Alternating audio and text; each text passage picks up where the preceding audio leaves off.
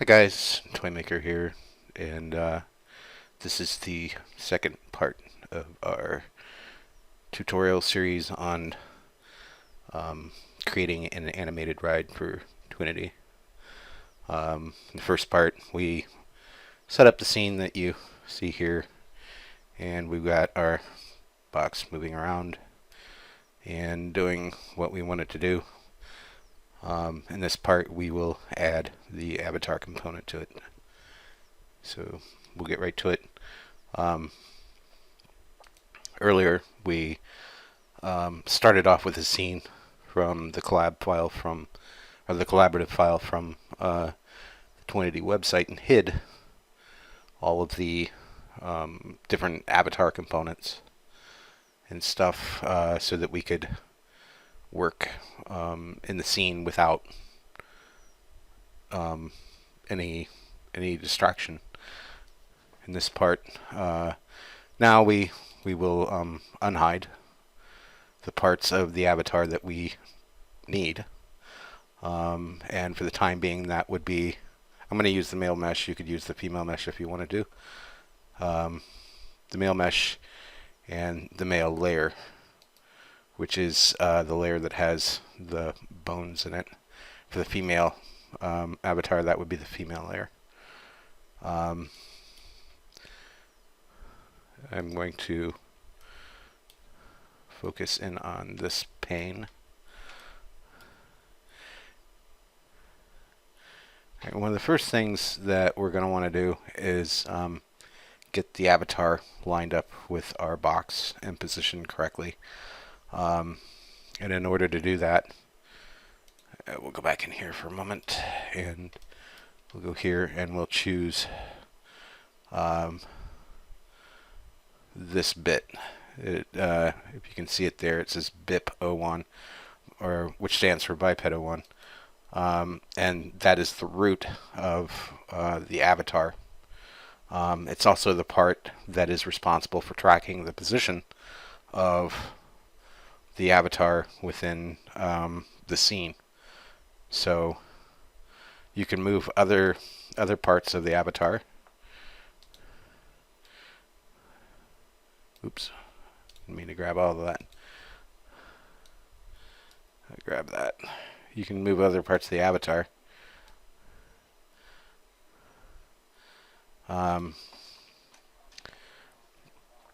But without moving this part. This is the part that actually moves them around, or tracks where they are in the scene.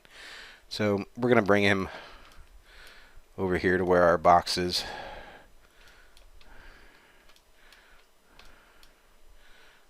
Or very near it anyway.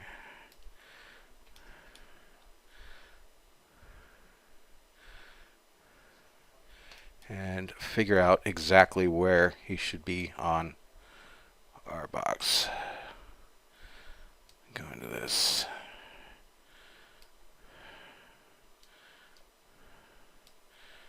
Pull him up. Pull that over. Move that there.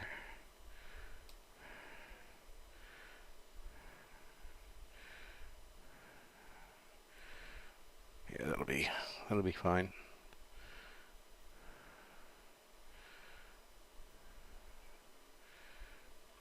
For now, and in the top view, we will move that and rotate.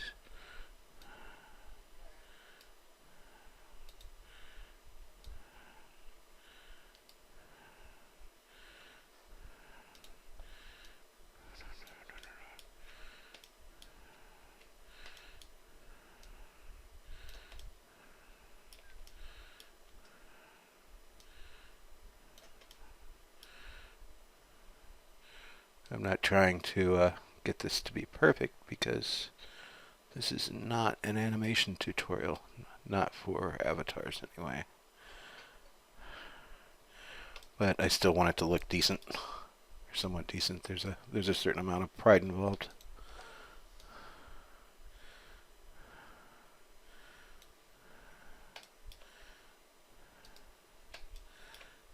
Bring that down just a little bit.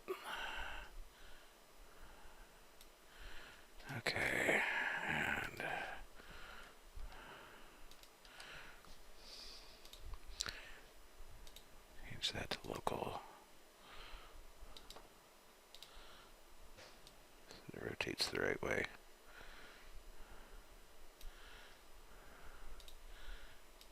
Local.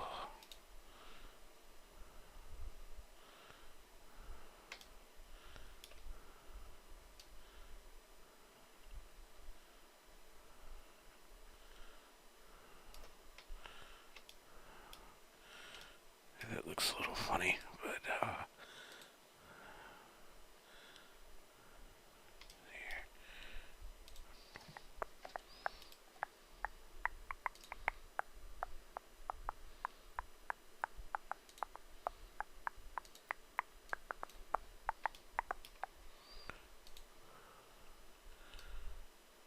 rotate that back somewhat, and then grab the chest. Rotate all that forward.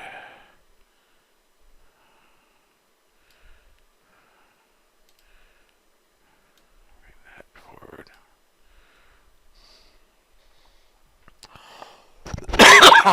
Excuse me.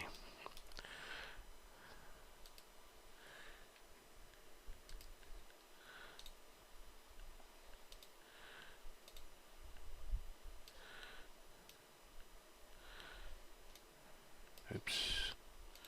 It's not exactly what I wanted to.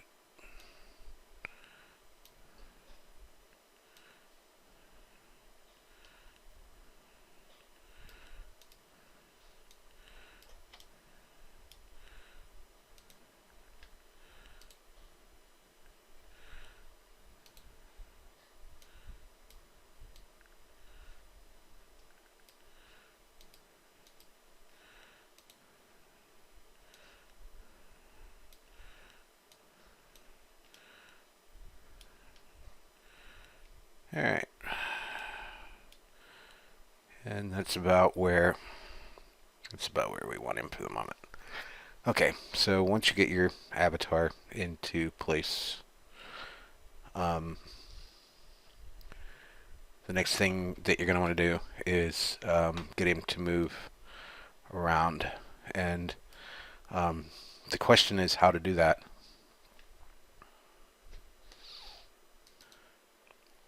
Okay, so now that we have this done,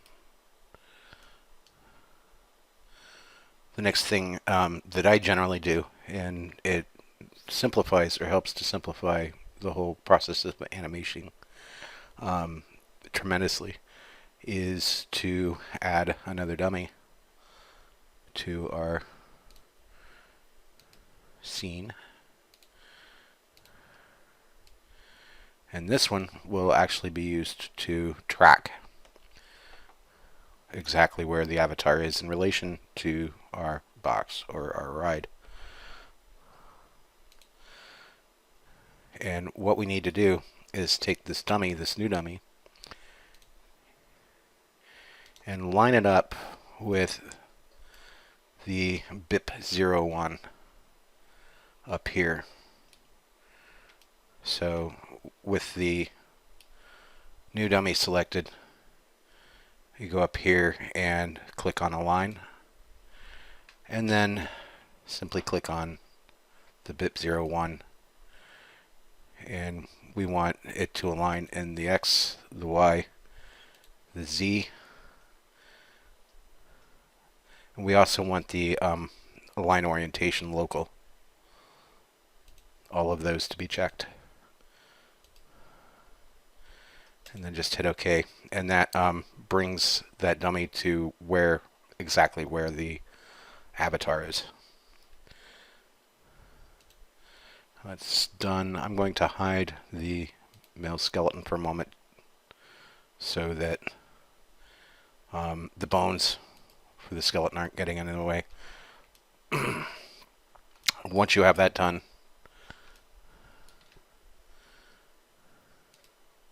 and you know where that is, you want to make this position, or this bone, follow the rest of the box. So in order to do that, you want to link it. And what you do is come up here to where it says Select and Link. Click on that. And if you hover over it, you'll get this, the cursor will change. Um, so you hover over it. You'll left click and drag all the way down here to the bone for the box until your cursor changes again, and then release. And what that does is it links it to the dummy for the box. And now when you play, you can see that that new dummy is following the box.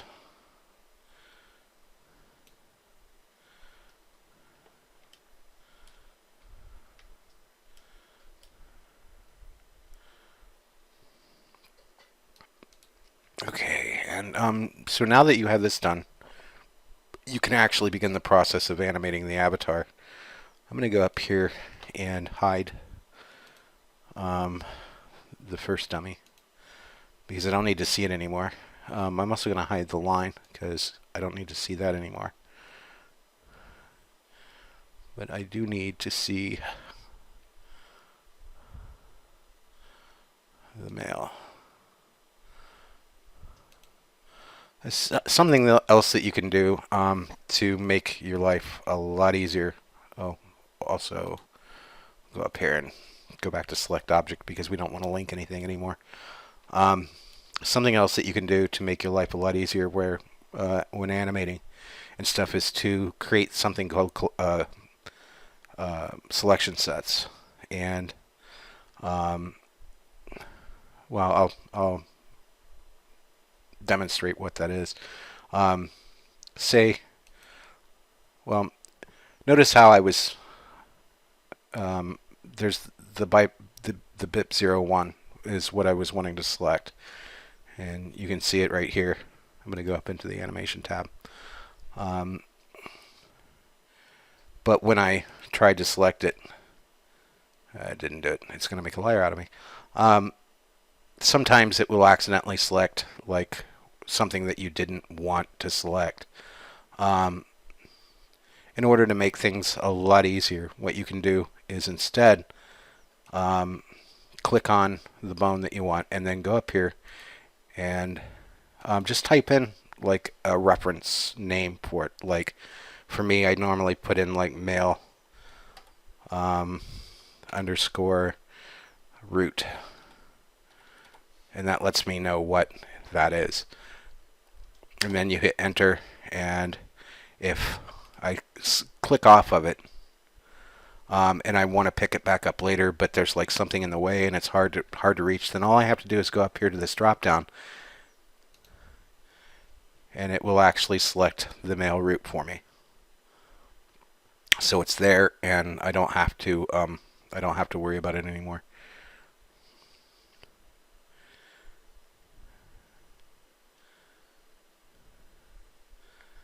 Okay, so now we're sort of ready to animate, and in this as far as this goes, this isn't really so much a tutorial on full-blown animation. And again, I'll at some point I may actually do a better tutorial on actually animating.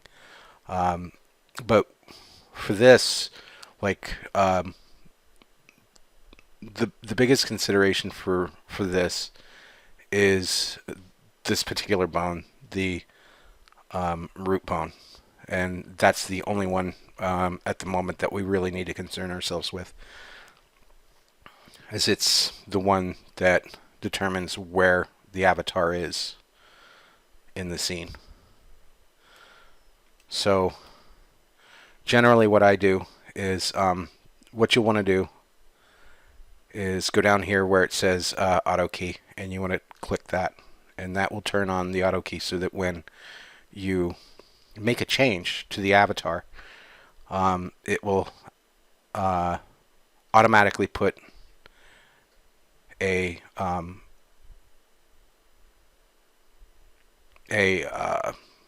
keyframe down here on the timeline for you.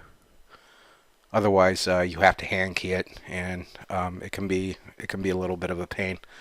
But and then I go to the key info tab and unroll that.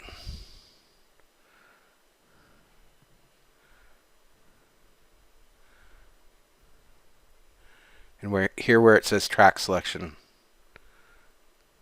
I think I'll just go with that for the moment. You see this little red button here, it says set key. Click on that. As you can see, a keyframe has appeared down here on frame 1.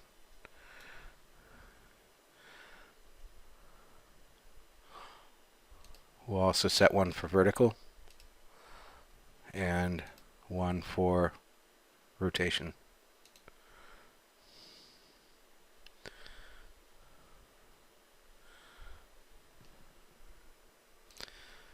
Okay, that is the very first keyframe in your animation. Congratulations, you've made it this far. Now we want to start getting him to actually move with the box. And again, this is my workflow. This is the way that I do it. I get very, very good results with the way that I do things. So this is the way that I would recommend doing it. But if you can find a better way, or you know a better way, then certainly by all means, feel free to use whatever workflow you use. But generally what I do in order to track movement of the avatar is I will set a keyframe at about every 5 frames. That seems to keep the avatar with the object that you're animating, and without any real issues. And this is arguably the most tedious part of the whole process. So what I do is, and you can, there's like arrow keys on either side of this timeline slider here, and if you just click it, it will move it 1 frame to the left or the right. So generally what I do is I go about 5 frames. Oops. And then I go up here to align. And this is with the BIP 01 selected. I go up here to align, and then just click on the dummy, and then this will come up, and you want to make sure that the align local position XYZ is selected or checked. The center is the radio button selection, and align orientation XYZ is all selected, and then just hit OK. And then as you can see down here, it's set a new keyframe. So we'll go to 10.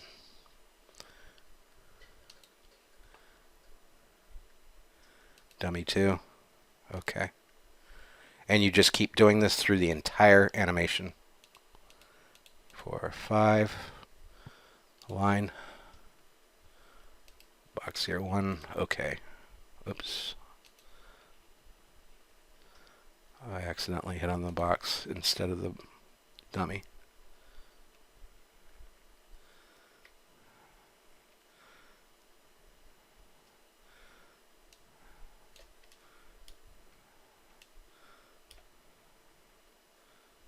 There we go.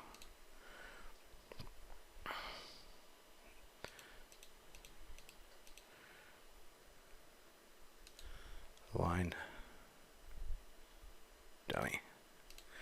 Alright, and I'm going to pause the video here and finish this up in the interest of saving time on the size of the video, and I'll be back when I'm done. Okay, I am back, and as you can see, I have created all of my keyframes, placing one at about every 5. And as you can see, I've got my avatar now riding around on my box.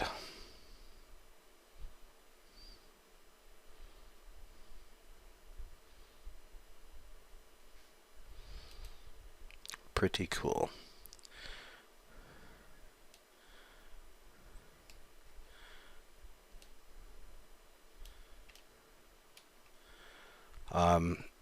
This video has already hit 20 minutes, so I think I'm going to end it here and extend this into a third part where I will show you what you have to do in order to get it into the game.